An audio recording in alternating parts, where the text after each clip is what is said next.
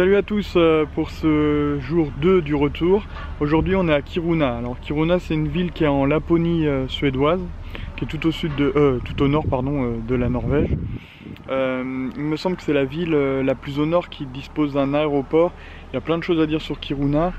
C'est une ville minière, il y a une mine, c'est la plus grande mine de fer du monde. 75% du fer qui est utilisé en Europe provient de cette mine là. Alors elle est visitable, mais faut réserver des créneaux, c'est des visites de 3 heures minimum. Il faut faire une visite en anglais, parce qu'il faut comprendre la langue pour les consignes de sécurité, tout ça. Du coup nous on va pas pouvoir, parce qu'on n'a pas réservé déjà, et on va pas pouvoir la visiter, mais là on est à côté, alors on va vous filmer ça. Et autrement, à ce qui paraît, alors je sais pas si c'est bien vrai, l'aéroport de Kiruna est utilisé par Boeing et Airbus pour tester les avions dans des conditions un peu extrêmes. Alors ça, si vous savez, mettez dans les commentaires si c'est bien vrai ou pas.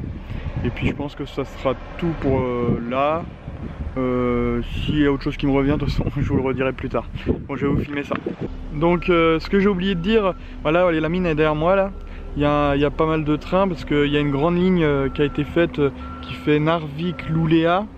Alors Kiruna c'est à peu près au centre pour l'exportation du fer. Une grande ligne du coup essentiellement, qui sert essentiellement à ça. Et il y a un peu de vent, je vais attendre un peu. Bon, je me suis mis à l'abri du vent. Alors pour le petit topo historique, le gisement il a été trouvé fin du 19e et au début c'était une mine à ciel ouvert et c'est fin 60 je crois qu'ils ont commencé à creuser. Alors pour se rendre compte de la taille, il y aurait plus de 500 km de galerie et ça descendrait jusqu'à 1,5 km de profondeur. Et ce qu'il faut savoir aussi, c'est que à force de creuser, en se rapprochant de la ville, les sols sont plus stables. Alors, ils ont fait déménager une partie de la ville, c'est encore en cours, parce que c'était plus habitable quoi. Et apparemment si la mine elle continuerait de produire, en 2035 il y aurait d'autres quartiers à évacuer. Et le truc qui est surprenant, c'est qu'en fait il n'y a pas eu vraiment de mise en cause du déménagement parce que il y a beaucoup de gens qui travaillent en fait dans la mine. Oui, il y a à peu près 10%. Ouais, 10% de la ville qui travaillerait dans la mine, et en fait si la mine arrêterait, la ville elle n'existerait plus parce que la ville elle a été créée parce qu'il y avait la mine en fait. Bon, maintenant je pense qu'on verra si on a d'autres points de vue sur la mine, mais je suis pas sûr parce que là on est prêt, après c'est du privé quoi. Ouais. Et je pense qu'on va se retrouver dans le centre de Kiruna, voilà.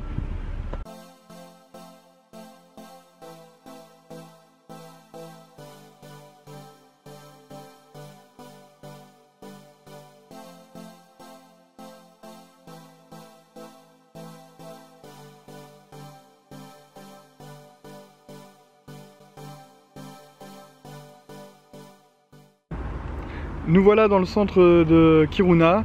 Là on va aller voir l'église qui est plutôt jolie, dans un petit bois. Il y a des rochers en cercle aussi derrière, on va aller voir ça. Et après on reviendra sur nos pas parce qu'on est passé aux endroits parce que les maisons ont été déménagées, ils sont en train de le faire encore. En fait j'ai vu sur le GPS, en fait moi j'avais des maisons sur le GPS et en fait il n'y en avait pas, c'était que de la terre. Et à côté on a vu où en fait il n'y avait plus de fenêtres, il n'y avait plus rien, enfin on vous montrera, c'est... Ouais, c'est plutôt... et ça se rapproche d'ici quoi, mais du coup... c'est intéressant à voir. Ouais. Voilà. Allez, à tout à l'heure.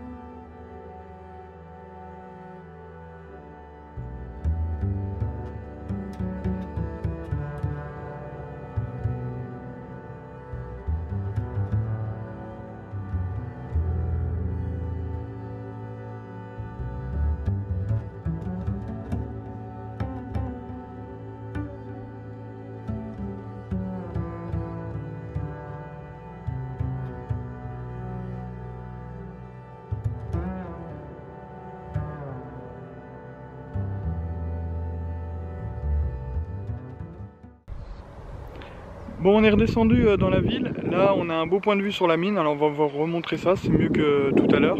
Et là, on doit être sur une ancienne route, je pense, qui a été mise en voie piétonne. Parce que de l'autre côté, j'ai l'impression ça devait rejoindre là.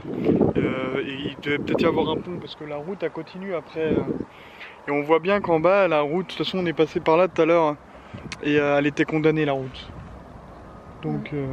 soit c'est une route qui sert pour la mine, ou soit c'est une ancienne route qui a été fermée du fait des glissements de terrain. Je ne sais pas.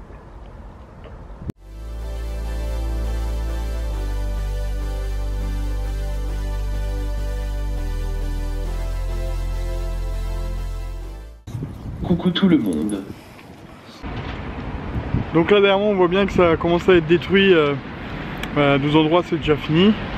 Et un peu plus loin, il y a des bâtiments, les fenêtres ont été retirées, alors ils vont être descendus aussi, je pense. Je vais filmer ça après.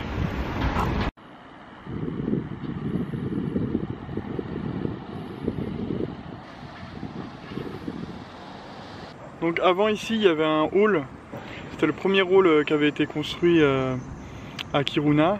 Et il a été démantelé. En fait, il avait été protégé, patrimoine culturel, mais ça a été abrogé du fait des dangers de la mine. Et du coup, en fait, il a été transporté. En fait, ils l'ont complètement rénové. Ils en ont fait un nouveau dans le centre de la ville. Ils ont juste gardé l'horloge. Et là, il y a un panneau de l'entreprise de minage, c'est LKAB, en gros, qui explique qu'ils ont refait ça à neuf dans le centre de la ville. Je vous montre ça.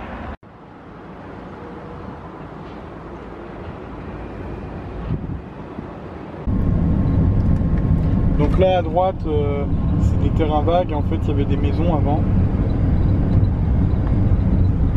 On va peut-être un peu mieux après.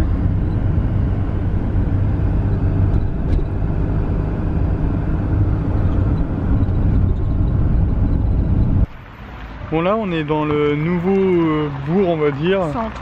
Ouais, là les bâtiments sont quasiment tous neufs. Et du coup là derrière il y a le nouveau hall que je parlais tout à l'heure. L'ancien avait été détruit, ils avaient gardé l'horloge. On va vous montrer ça. Et ce sera les dernières images de la journée. On a bien vadrouillé dans Kiruna. Et puis là maintenant on va se mettre en quête d'un camping. On va essayer de rouler un peu quand même pour s'éloigner le plus de Kiruna et se rapprocher de notre prochaine destination. Donc merci d'avoir regardé jusqu'au bout. Et puis à la prochaine. Voilà. Salut, c'est Sam qui dit au revoir aujourd'hui. Oh bah super la corvée, bon n'hésitez pas à liker et à vous abonner, à très bientôt bisous.